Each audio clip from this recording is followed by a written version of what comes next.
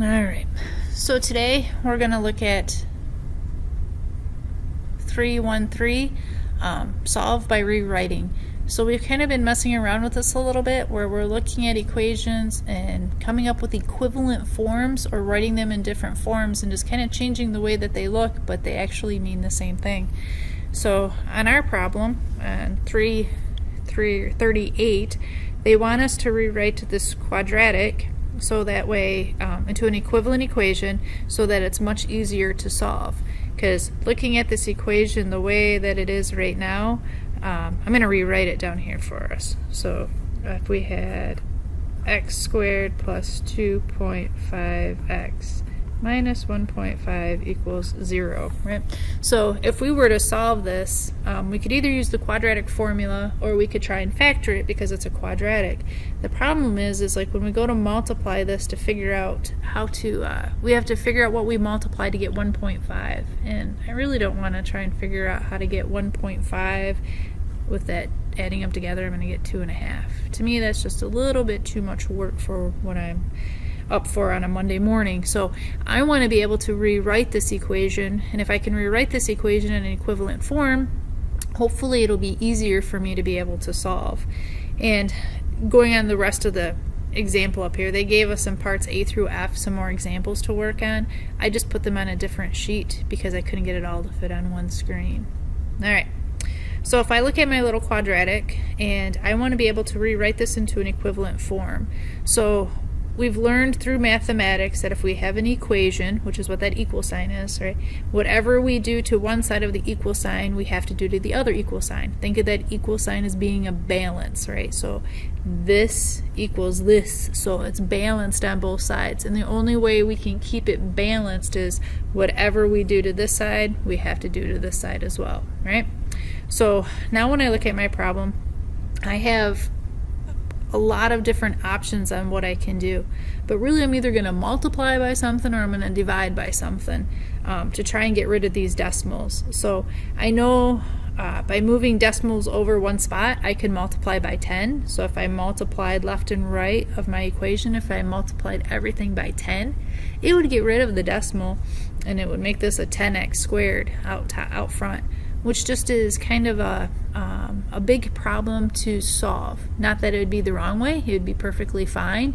And then you could even factor out like terms if you could, you would be fine. But I'm going to look at it as my 2.5 and my 1.5. These are halves, and I know how to get rid of half if I double it. If I double a half, it becomes a whole, right? A half and a half is a whole. So I can multiply everything by a 2, and if I multiply this by a 2, it's going to get rid of the decimal, and when I multiply this by a decimal, it's going to get rid of the 2. So I'm going to multiply by 2. So I'm going to multiply everything. So I'm going to write it by parentheses first. Right? Equals 0, and since I did it to the left side, I have to do it to the right side, so I'm going to even write that I'm going to times that by 2. Kind of a little redundant with it being a 0, but it keeps us in a good habit, making sure we're being consistent and doing it all the time. Now I'm going to use my distributive property, right? I'm going to distribute that 2 to everybody in the parentheses. So now I'm going to come up with, what am I going to get? I'm going to get 2x squared plus 2.5 times 2 is going to get me a 5x. Minus 1.5 times 2 is going to be a 3. I'm going to make that decimal a little thicker. It might be a little hard to see. And then what's that going to equal? 0 times 2, and 0 times 2 is 0. So now I have a quadratic that's a little bit easier for me to be able to solve. We've learned multiple ways of solving these. We can do it by the X box, or we can use like that area model, or we could even use the quadratic formula. There's options that you guys have. So I'm going to use that area model, how we just did this the other day, where we put in all of our terms and then we pulled out our factors. So I would have, so I would have 2x squared, my negative 3, and then I got to figure out my x's, right? Because I had 3 terms and I got to come up with 4 terms. So I just got to figure out how to separate this 5x. When I multiply my a times c, I get a -6. So since it is negative, I know one has to be negative and one of these has to be positive, right? And then I got to multiply to get to 6. How do I multiply to get to 6? I can either do 1 times 6 or I can do 2 times 3, right? When I add these together, I have to get a +5. But one of them is going to be negative and one of them is going to be positive. So on the bottom, this 2 and 3, there's no way I can get that to be a 5, right? Because the signs are going to be different. So it's going to be my 1 and my 6, and it's got to be a +5, so I know my 6 has to be positive, and then my 1 is going to be the negative, right?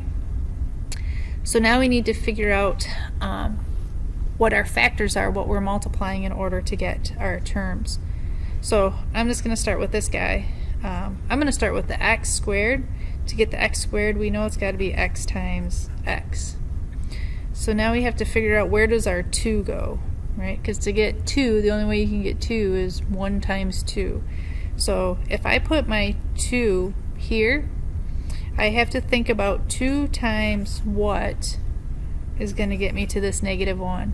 And I can't multiply 2 by something to get -1. I mean, granted, it could be a decimal, but we're trying to avoid those decimals, right? But if I put my 2 up here, I can figure out the rest of it. So that automatically tells me that my 2 is going to go up here, and then I just have the 1x, or just x, on the left. If I move down to the bottom, right, 2x times what is going to get me to 6x? I need a +3 to get to that one. X times what is going to get me to a -1x? A -1. And then I'm just going to check that last one. -1 times 3 is -3. So now I know my factors. So my factors are 2x minus 1. And my other factor is x plus 3, and those are still equal to 0, right? We're not changing this problem any, right? We just came up with another equivalency to this quadratic. So then in order to solve it, since this equals 0, our zero product property tells us that when we multiply, the only way we can get 0 is either this has to equal 0 or this has to equal 0. So either 2x minus 1 has to equal 0, or x plus 3 has to equal 0. So then you're just going to solve each one of those for x to get x by itself. We're going to add 1 to both sides, and then we're going to divide by 2, and we're going to get x equals 1/2, right? And this one, we're going to subtract 3 from both sides, and we're going to get x equals 3. So there are my 2 solutions. Alright, let's try a couple more. We're just going to kind of bounce around a little bit too on all of these. So if we look at A, they give us a quadratic because our highest degree is that 2.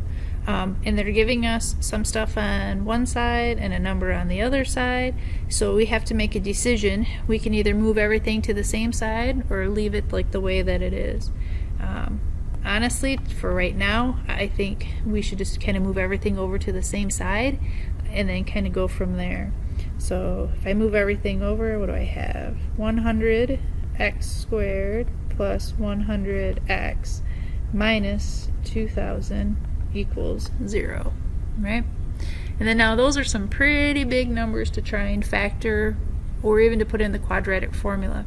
So on this one, I'm going to see, is there a number that I can divide everything by nice and evenly? And I think we can all see that we can divide everything by 100, right? So to keeping it consistent, I'm going to divide, and I'm going to write it out too. I'm going to do that I divided everything by 100. Everything on the left and everything on the right. So 100 over 100 is 1. So, sorry about that. So I'm going to have x squared. 100 over 100 is going to be 1. So I'm just going to be with an x. 2000 over 100 is going to be 20. Or you can go, oh, those zeros are going to cancel, those zeros are going to cancel, and I'm left with the 20. Equals 0 divided by 100 is still 0. Okay? So now we can try and factor this one, or use the quadratic formula, or the box, the area model. On this one, let's try and see if we can come up with our factors, right? That's still going to equal 0. So in order to get x squared, we have to have an x times an x. A times c is going to be negative 20. In order to get a negative number, one's going to have to be positive and the other one's going to have to be negative. How can I get to 20? I can either do 1 times 20, I can do 2 times 10, I can do 4 times 5, right? So when I add these together, one positive and one negative, I have to get a difference of a positive 1. So that's going to take us right down to the 4 and the 5, right? I got to have a positive 1, so I know I have to have a positive 4 and, a positive 5 and a negative 4, right? Zero product property is telling us that when we multiply these together, if we want them to equal 0, one or the other has to equal 0. So we have x plus 5 equals 0, and we have x minus 4 equals 0. Subtract 5 from both sides, add 4 to both sides, and we come up with our two solutions. Right? B is a little different. B, because you have those two equations, then you know that you have a systems of equations. So you have a couple options on these ones. You can solve by substitution, so you can figure out if you want to solve for x or y, and then plug it back in to the other one. The other thing you can do is you can always add these two equations together. But when you want to add these two equations, you want to be able to eliminate one of them. And the way that it is right now, if I add my x's together, they're not going to get eliminated.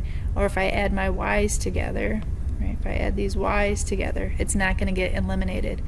But if I can get to where my x's and or my y's are opposite signs of each other, then they'll eliminate each other out. They'll cancel each other out. So the way I look at these, I'm looking at my x's. I see 7 and 15, and there's really not a good number I can multiply them by to get them to be equal.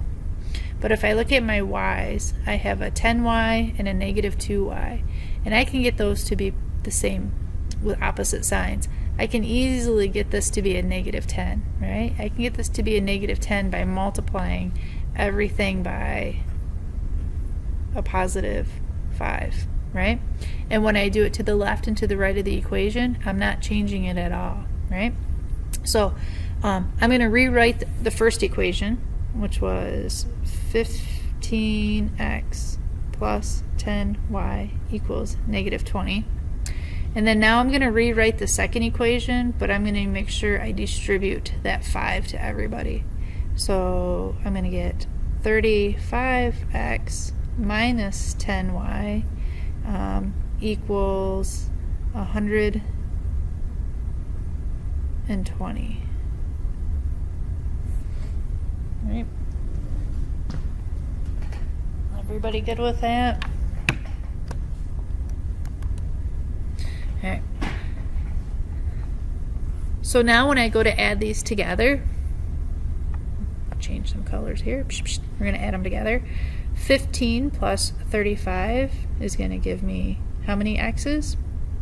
Yep, 50 x's.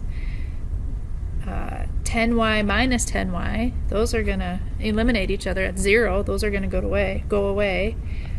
Equals negative 20 plus 120. Well, that's going to give me a positive 100. And then to solve it for x, I'm going to divide by 50 on both sides, and I'm going to get x equals 2. Right? So my equation, though, I have two variables. I have an x variable and a y variable. So I found my x variable. So now I need to find my y variable. But I know what x is. So I just need to look at these two equations, and I just need to pick one. Pick one that you like the best. Which one makes you warm and fuzzy inside. And I'm just going to pick the second one. So when I pick the second equation, which was 7x minus 2y equals 24. I know that my x is 2, so I'm going to substitute that 2 in for that x. And then I'm going to have 7 times 2 minus 2y equals 24. So what do I get? 14 minus 2y equals 24. To get everything in, solve for y, I'm going to subtract 14 from both sides. So I'm going to get negative 2y. 24 minus 14 is going to give me a positive 10. And then I'm going to divide by negative 2, and y is going to equal negative 5. So I've solved it now for x and for y. So now my system is solved. Right.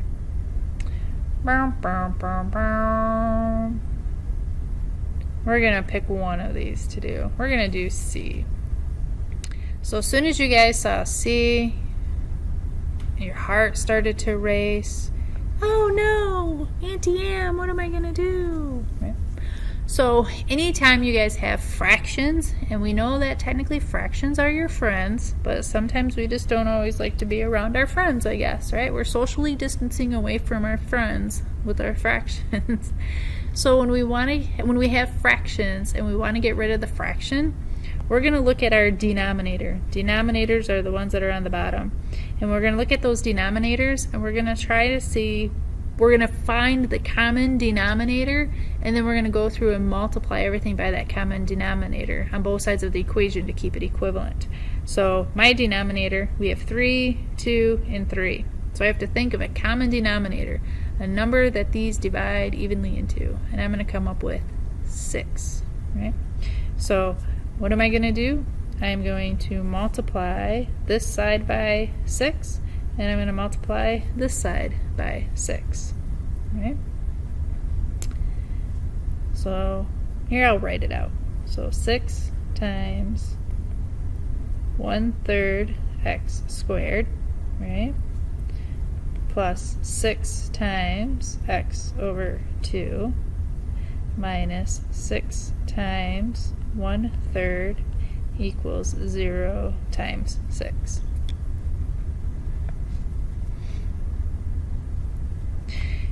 If you guys want, if it helps out, since we're dealing with fractions, if you don't like writing this as a whole 6, you could write it as, oops, I like my blue, 6 over 1, right? Instead of this 6 written this way, if it helps, write it as 6 over 1. Same thing with this 6. If it helps, write it as 6 over 1, right? So now when you go to simplify your fraction, if I look at this one right here, right, I have multiply fractions, you multiply straight across, right? So you technically have 6 over 3, and 6 over 3 is going to be 2x squared. When I look here, if I multiply with my fractions, I'm going to have that 6 over 2. 6 over 2 is 3, so we have plus 3x. And then the same thing on this one, right? 6 over 3 is going to give us 2. So minus 2 equals, and 0 times 6 is 0. So then now you guys can go through and you can factor this. You can either use the box method, the area model, or you can use Xbox, right? So we have what, 2x squared, negative 2. I need to come up with my x terms. When I multiply, I get a negative. So one's going to be positive, one's going to be negative. I have to multiply to get negative 4 with the difference of 3. So I'm going to have a 4 and a 1. I know it's going to be a positive 4 and a negative 1. I'm going to pull out my factors. I got my x and my x. I know my top can't be a 2 because of the negative 1, so the left is going to be my 2. Figuring out this is going to be a plus 2. Right? On the bottom, a negative 1. That 2 turned into a z for some reason. Plus 2. And then I'm just going to double check. Yep, that ends up being my proper factor for the bottom.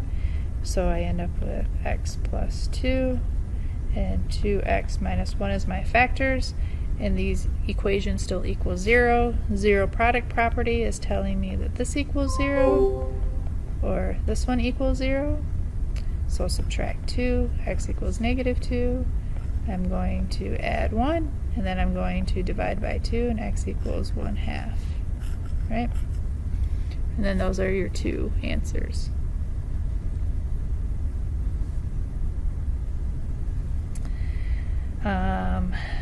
We're going to skip over to F real quick on this one.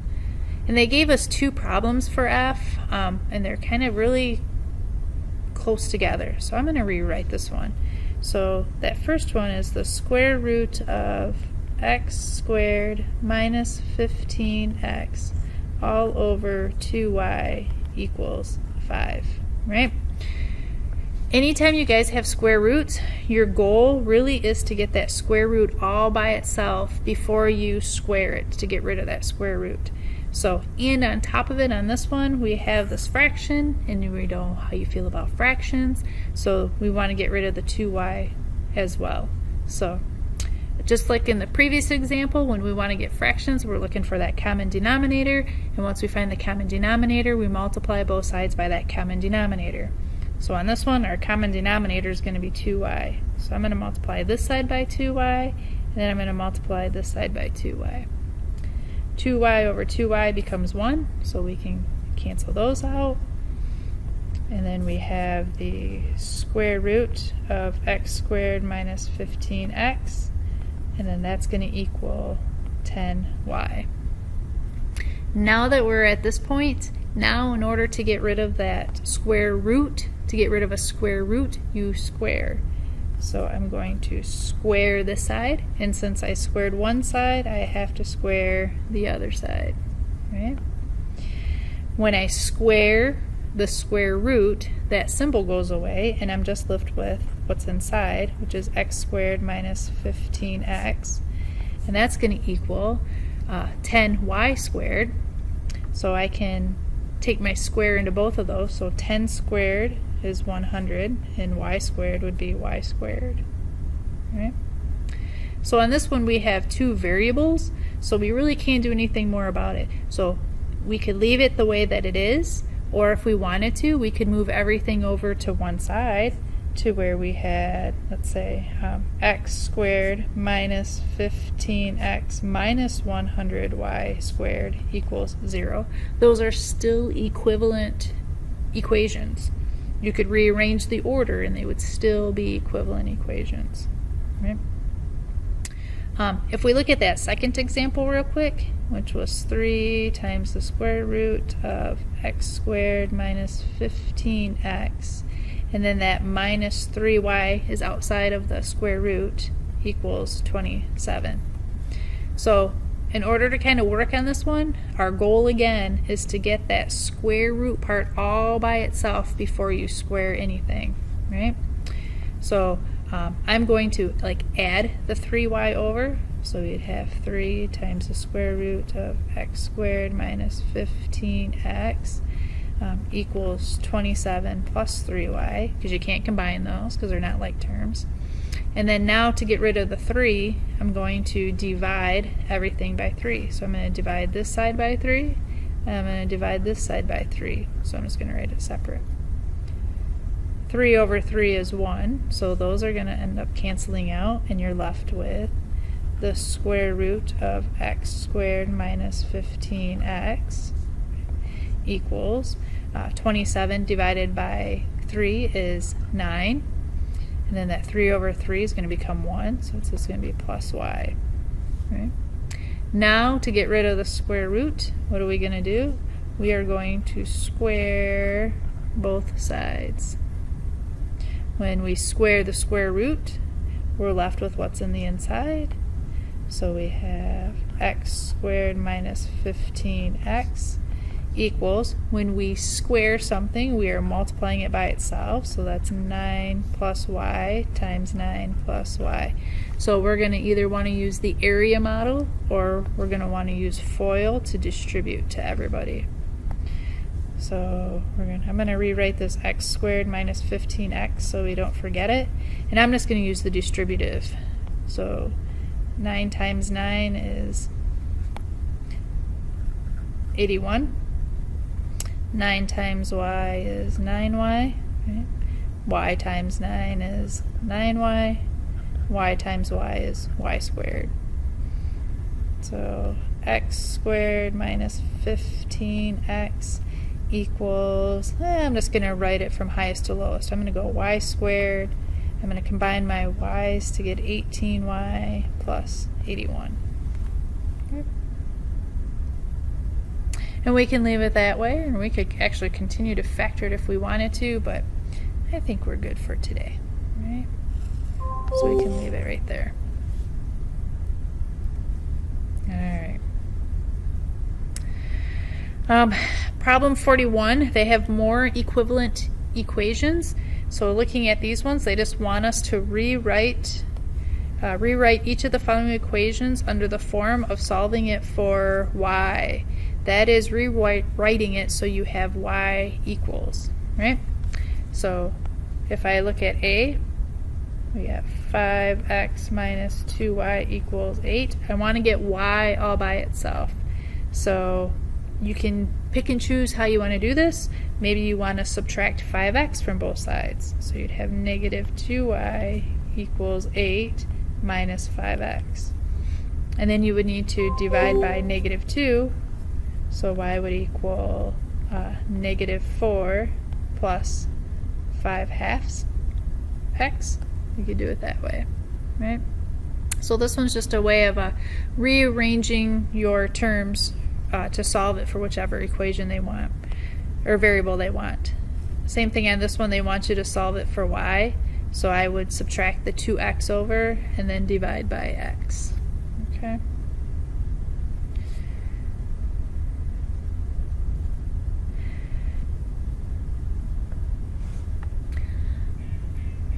So on problem 44, we're giving two quadratic equations. So here's the quadratic and here's the quadratic. The only difference is they're multiplying by 2 up front. So Angelica and Eliza, made an interesting claim. She said, look, when I solve them for y equals 0, I get the same solutions, so these equations must be equivalent. Delee, not so sure. How can they be equivalent if one of the equation has a factor of 2 and the other equation doesn't? Right? So who is correct? So the first thing you guys need to do is we need to find out if these two equations are correct, or are equivalent. So you can multiply these out. You can multiply them by using the area model, right? X minus 3 and x minus 5. And then you're filling out the inside. X squared minus 3x minus 5x plus 15. Which is going to give us x squared minus 8x plus 15, right? And then you need to do like the same thing for this problem over here, but this part's going to be exactly the same, right? And then we still have to multiply it by 2. So you'd have 2 times that x squared minus 8x plus 15. So we're going to get 2x squared minus 16x plus 30. Are these two equations, or expressions, are those two expressions the same thing? So no, these two equations are not equivalent, right? Their stretch factor would be different. This one has a stretch factor of 2. Even our y-intercepts would be different as well. So the expressions are not equivalent.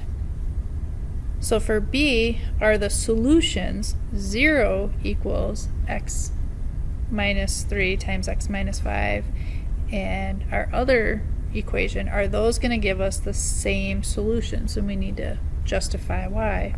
So if we start with the first one, 0 equals x minus 3 times x minus 5, Zero product property tells us either this one has to equal 0 or the other one has to equal 0. So to solve it, we're going to add 3 to both sides, so x equals 3. Add 5 to both sides, x equals 5, right? So same concept when it comes to the second one. 0 equals 2 times x minus 3 times x minus 5. So zero product property is telling us that one of these factors, at least one of them, has to equal 0. So either 0 has to equal 2, 0 has to equal x minus 3, or 0 equals x minus 5. Well, does 0 equal 2? No, that doesn't even make sense. So that's even a null and void. It's a non-negotiable. That one does not exist, right? So on the second one, we're going to add 3 to both sides. And on the last one, we're going to add 5 to both sides, and we're going to get x equals 5. So are our solutions the same? Yes, our solutions are the same. So that is all I have for the notes for today for you guys.